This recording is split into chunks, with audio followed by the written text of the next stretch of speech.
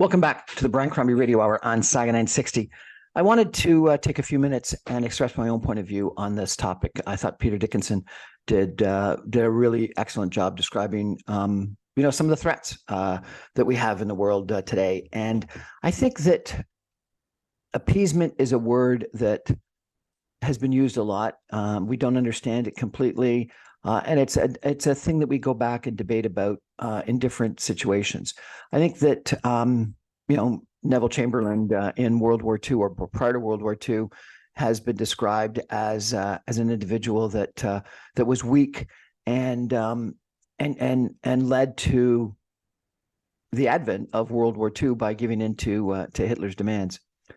But yet, I wonder about how many times we either repeat that appeasement scenario or have a lot of pressure to people to repeat that appeasement scenario. And the old adage about the only way to deal with a bully is to stand up to a bully, I think is really true. And I really worry that in lots of situations going on right now in the world today, there's a lot of pressure for appeasement. And I think it's wrong. And I think we've got to stand up. And I think that the West really has to understand that that if Putin and Russia are not stopped in Ukraine,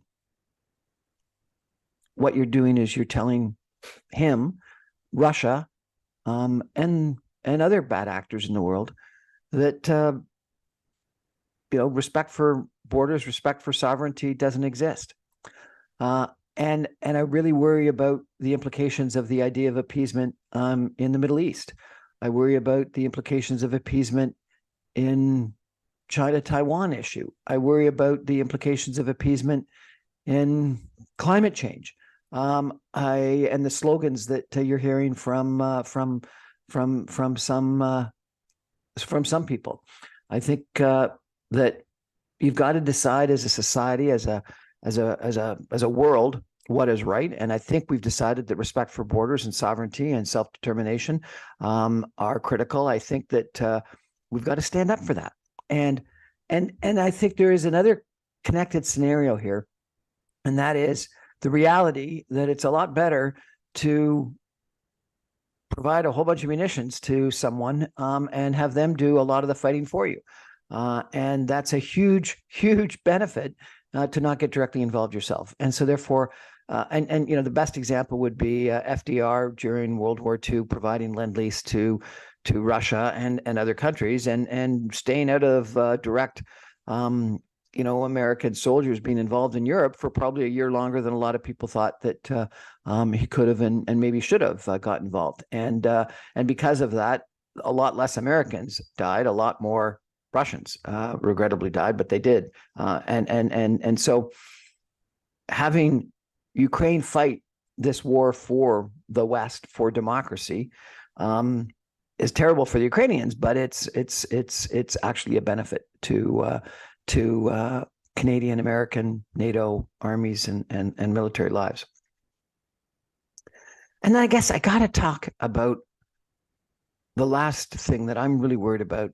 And you're going to say that I'm probably crazy for mentioning this, but I really worry about World War III. When the wall came down in 1989, I really did believe that it was the end of history, as Francis Fukuyama mentioned. I thought that the West, that democracy, that capitalism, that freedom, that respect for sovereignty and borders had won out, and that tyrants and communism and authoritarianism had lost the argument. And everything since then suggests that Francis Fukuyama and I were wrong. And there's still a good debate about which systems can be more successful longer term in the world. And I think that's terrible. And I was expecting a peace dividend. I was expecting worldwide peace. I was never expecting that we would have the kind of atrocities that we've seen in the last 2 years, but we have seen them.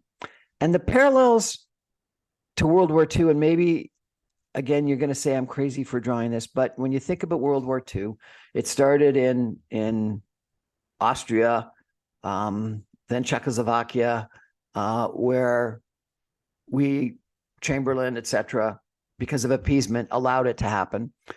And I wonder, is that Crimea? Is that comparable Eastern Ukraine in 2014? And then the attack in Poland in September and of 1939. And is that comparable to, what happened in February of last year in Ukraine, where it was an attempt at a blitzkrieg almost. It didn't work, but it certainly was a comparable kind of a situation. And lots of people had in 1939 said that there was a concern, said there was a worry, and people just didn't believe it would ever happen again. People believed no one's stupid enough to repeat World War I. But Hitler attacked and overran Poland in less than a few weeks. And Putin attacked. And no one thought that we would have a war like World War I or World War II again. And yet we have that in Ukraine today. And NATO, the West, supports but doesn't get actively involved, which is sort of comparable to the United States supporting, getting involved, but not actively involved in World War II. And it, obviously didn't get involved until Pearl Harbor, and they were personally attacked because of isolationist attitudes within the United States in 1939, 1940, etc. And is that a similar kind of a scenario? And if we had gotten in the West more involved, directly involved earlier, would that have shortened the war and caused less loss of life? But some of that loss of life would have been ours. And then Italy got involved, and North Africa, and the Mediterranean, and the whole Middle East was involved. Well, I think that some people have talked about, Iran and Russia wanting to have this sort of second front to have American attention taken away from Ukraine, and may have encouraged Hamas to attack and encouraged some of the fighting that we're having in the Middle East. It's a different issue, but is it? It's people not respecting lives, not respecting borders, not respecting sovereignty, and I hate to use the word genocide, but you've got Russians can't standing the existence of Ukrainians, and you've got Hamas not standing the existence of the state of Israel, and I worry about the parallels there. And you've got the fear, the threat, the problem of something happening in Asia. And if we are weak in the West in any way, shape, or form in regards to Ukraine right now, and I'd argue Israel as well, does that encourage something that the Chinese have always dreamt of doing and maybe want to do and maybe plan on doing in regards to Taiwan? And if that happened, and it was a three-front war, effectively, Europe, Eastern Europe, the Middle East, and in Asia, is that World War III? I really worry about this. And again, you may think I'm extreme. I'm going too far. I'm too worried.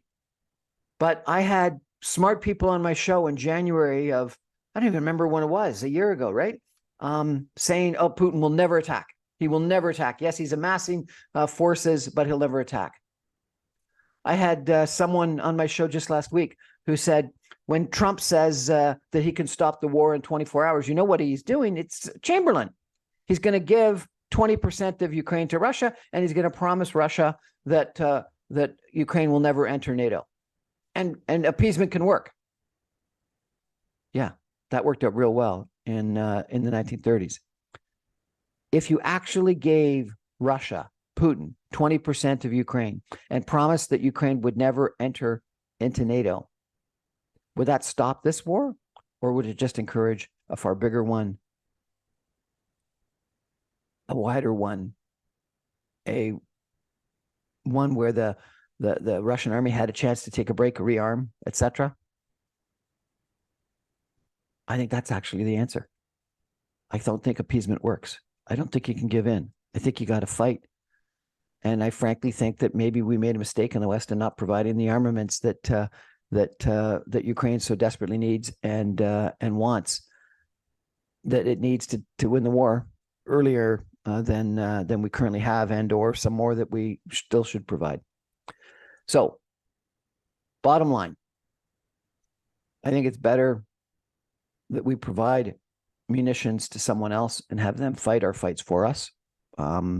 Just clearly, that's a good military decision and political decision.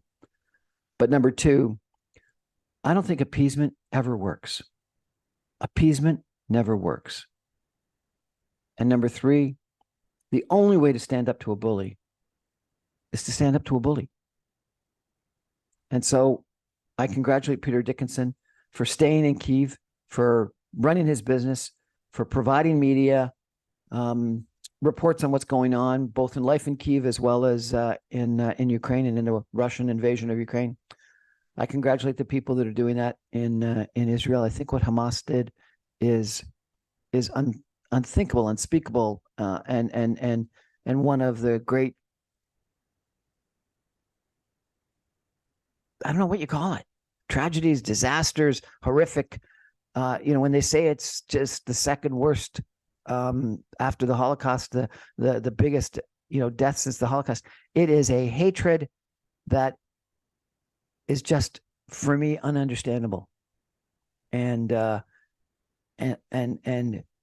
really worry about it, and I don't think we can give in Ukraine, in Hamas, in anywhere where you have those kinds of attacks. Anyway, that's my thoughts. We're going to take a break and come back, and I'm going to tell you about something nice, a gala that's happening this weekend that I wanted to highlight because I think it's a fantastic gala, and the organizers, Joey C. And others, are amazing people. So I can end with a good note. Thanks for joining me. Back in 2 minutes.